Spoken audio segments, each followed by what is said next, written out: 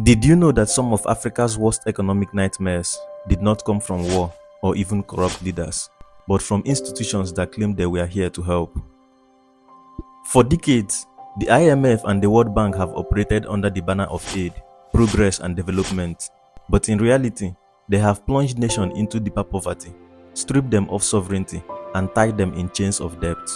And now, the resistance is rising, from Thomas Sankara, who was murdered for standing up to them, to Ibrahim Traoré, who is now daring to cut ties with the same forces.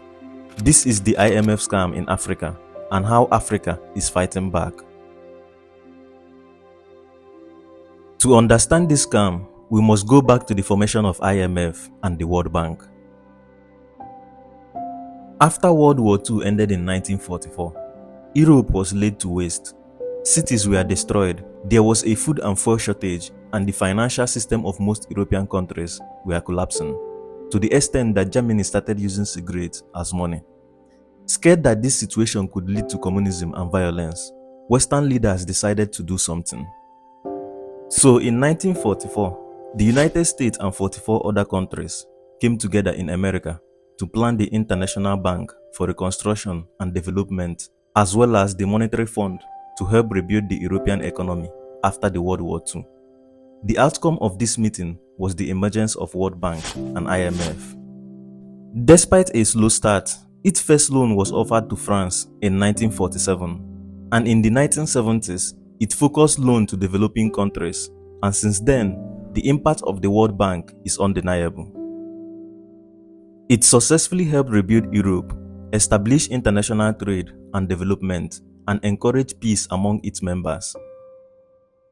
Many decades later, the World Bank became an international financial institution that provides loans and grants to the government of low and middle income countries for the purpose of pursuing capital projects.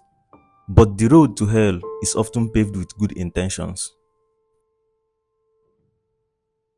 On paper, the IMF and the World Bank say they help developing countries by providing loans and technical assistance. But in practice, they offer loans with deadly conditions and what they call structural adjustment programs. If an African country wants a loan from IMF, the IMF tells them to cut public spending, remove subsidies, privatize state companies, and open markets for foreign investors. These conditions force governments to cut spendings on school, hospitals, and infrastructure. They dismantle local industries and allow Western companies to buy up natural resources and national assets. In other words, Africa borrow money only to become poorer. And what's worse is that the interest rates for African countries are often higher than those of rich Western nations, because the system was never built for Africa. It was built to keep Africa dependent. These high interest rates ensure that African countries spend a major part of their budget paying up loans and interest, and sometimes they even have to take up more loans. African countries increased borrowing from China to the tune of $54.5 billion between 2000 and 2014. They decided to pick a lesser devil between the World Bank and China out of necessity. During the 80s and 90s, as African nations were finally emerging from colonial rule and trying to build independent economies, the IMF swept in with structural adjustment programs. These programs led to decrease in income, increase in poverty, and decades of recession and stagnation. To this day, they continue to negatively impact every aspect of the continent.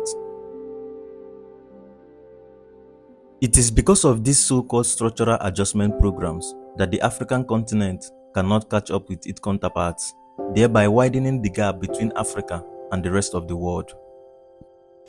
Across the continent, the IMF and World Bank became known not as helpers, but as modern-day colonizers in suit. But the IMF and World Bank's dirty legacy isn't limited to Africa. In March 1966, the World Bank and IMF supported a coup in Indonesia that replaced the country's first president, Sukarno, with a narcissistic dictator called Suharto. Backed by the United States and the United Kingdom, Suharto took power, and his regime became one of the most corrupt and bloody periods in Indonesia's modern history. What followed was a ruthless massacre that left over 500,000 civilians dead. And after ruling for 31 continuous years, he left office with a staggering net worth of $38 billion of corrupt money straight out of the World Bank coffers. The West did not like the former president because he took aid from the USSR during Cold War, which made them fear Indonesia would align itself with pro-communist ideology. During this period, communism was the West's biggest enemy, and communists were seen as radicals and fundamental threats to abundance, prosperity, and freedom. The United States became extremely frustrated by Sukarno, who seemed to play the two blocs in the Cold War against each other, so it backed internal rebellion to destabilize Sukarno's power. Suharto was useful to the West, not because he was democratic, but because he was anti-communist. And that is the pattern. If you refuse to align with the West, like Sukarno or Thomas Sankara, you are taken out. But if you obey, like Suharto, you are rewarded, no matter how corrupt or brutal you are. This partiality towards the interests of the West by IMF and World Bank can further be observed in the leadership of the institutions and how decisions are made. Did you know that the United States has veto power over major IMF decisions? And together with the G7, Western powers control more than half of the voting rights. For example, in the IMF, a British vote is worth 41 times more than a Bangladesh vote and 23 times more than a Nigerian vote. So what does this mean? It means Western countries decide what Africa should do, how Africa should spend, and who Africa should borrow from. It is not aid, it is economic imperialism. But not everyone bowed to the system. In 1983, a bold young leader emerged in Burkina Faso. His name was Thomas Sankara. He refused the IMF loans. He said no to structural adjustment programs. He launched a campaign to grow food locally, build schools, empower women, and free his country from foreign dependency. In just 4 years, he transformed Burkina Faso. But in 1987, Sankara was assassinated in a bloody coup, widely believed to have been supported by foreign interests and local puppets. His crime was just refusing to obey the West. Fast forward to today, and once again, Burkina Faso is rising. Under Captain Ibrahim Traoré, the country is cutting ties with the IMF and World Bank.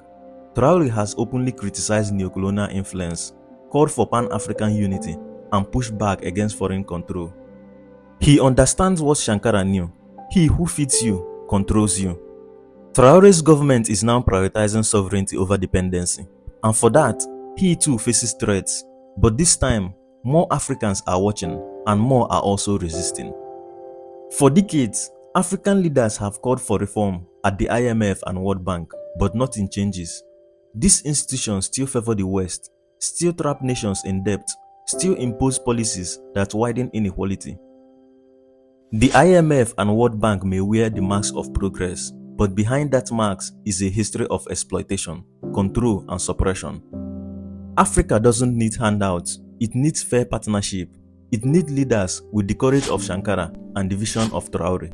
The only way forward is to reclaim economic independence, invest in local industries, and demand a new global financial system, one that respects equality, sovereignty, and justice. But until then, the so-called help from the IMF will remain the greatest scam in Africa's economic history.